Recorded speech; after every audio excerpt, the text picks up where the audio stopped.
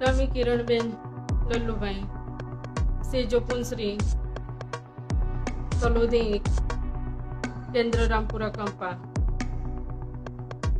પુંસરી સેજાના supervisor બેનના ત્રાસથી મને તેમને ધક્કો માર્યો હતો. આ બેનનો બહુ માનસિક ત્રાસ થઈ ગયેલો છે. મને એમ થઈ ગયું છે કે હું આત્મવિલોપન કરી લઉં, મરી જવું એવું થઈ ગયું છે. આવી ત્રાસદાયક નોકરી કરવી મુશ્કેલ બની ગઈ છે. આનો કોઈ રસ્તો નીકળતો નથી. આગળ કેટલીય રજૂઆતો કરી પણ કોઈ બેન આમના વિરુદ્ધમાં કોઈ એક્શન લેતા નથી. તો છેલ્લે મારે હવે આત્મવિલોપન કરવાનું રહ્યું છે. મારું આ તમે જોવો, શરીર તબિયત સારું નહોતું. હું બેરી આ નોકરી કરું છું. કમાવાળું કોઈ છે જ નહીં. મજબૂરીની મને નોકરી કરવી પડે છે.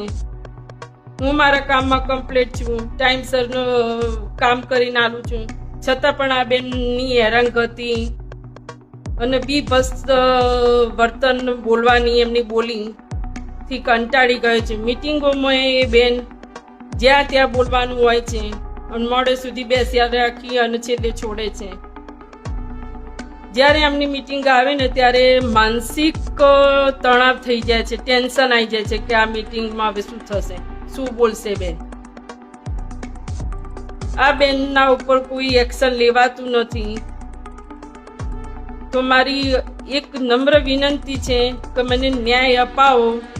ન્યાય નહીં અપાવો તો હું આત્મવિલોપન કરવા તૈયાર છું. હવે કંટાળી ગઈ છું. હવે ખબર નહીં હવે કેટલા દિવસ હું જીવી શકું.